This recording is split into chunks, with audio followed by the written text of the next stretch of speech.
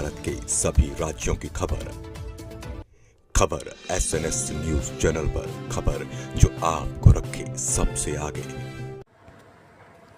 अंबिकापुर संभागीय लोक शिक्षा कार्यालय से जुड़ा एक मामला अब चर्चा में है, जहां ग्राम सगड़ा के उप सरपंच द्वारिकाधीश तिवारी ने प्रधान पाठक कुमेश्वर तिवारी के खिलाफ सेवा निवृत्ति से पहले कार्रवाई की मांग उठाई है। शिकायतकर्ता का आरोप है कि संबंधित अधिकारी को अनुचित लाभ पहुंचाया गया, जिससे शासन को आर्थिक क्षति हुई है। उप सरपंच का कहना है कि उन्होंने 5 जनवरी 2026 को इस संबंध में शिकायत की थी, लेकिन अब तक कोई ठोस कार्रवाई नहीं हुई। इसके बाद मामला हाई कोर्ट तक पहुंचा और याचिका की कॉपी भी विभाग के समक्ष प्रस्तुत की गई। शिकायतकर्ता ने आरोप लगाया है कि संबंधित प्रधान पाठक 31 मई 2026 को सेवानिवृत्त हो। नाम क्या है और क्या है सारा मामला बताइए। मेरा नाम पूरा डीडी तिवारी है। मैं ग्राम बगड़ा का वर्तमान उप सरपंच हूँ। मामला यह है कि मेरे गांव के एक शिक्षक हैं कुमेश्वर तिवारी, जो कि अभी वर्तमान में सोनगारा माध्यमिक शाला में पदस्थ हैं।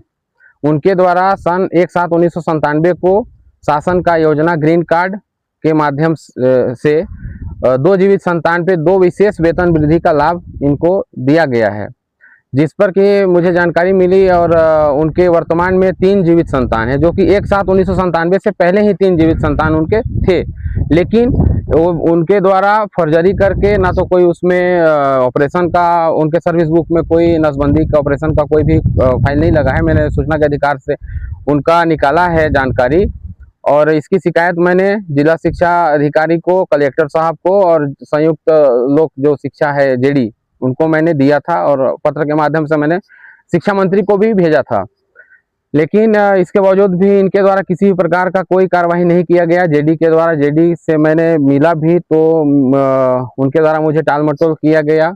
फिर मेरे एक अधिवक्ता हैं निजी, उनसे मैं इसके बारे में सलाह लिया, तो वे जब सारे कागज पत्र को देखे तो वे बोले कि मुद्दा तो बहुत मजबूत है तिवारी जी, और इसको ले जा करके हाईकोर्ट में हम रिडायर करते हैं।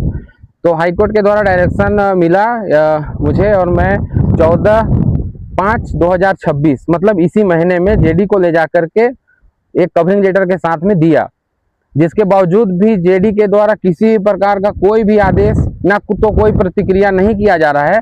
ऐसा लगता है कि उन्हें कुछ मालूम ही नहीं है, जबकि मेरे द्वारा बार बार शिकायत करने के बावजूद भी जेडी इसमें कोई प्रतिक्रिया नहीं कर रहे हैं। क्या लगता है कि उनकी मिली भगत है?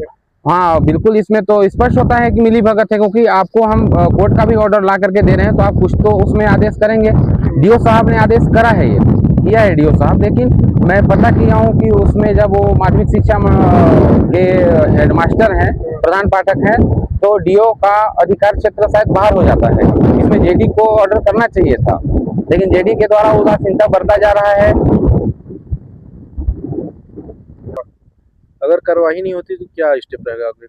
यदि कार्रवाई नहीं होती है तो इसमें चूंकि शासन को आर्थिक क्षति हुआ है, मैं इसको हाईकोर्ट लेके जाऊंगा, और मैं जेडी साहब के विरोध में भी मैं केस करूंगा, क्योंकि जेडी को कार्रवाई करना चाहिए था।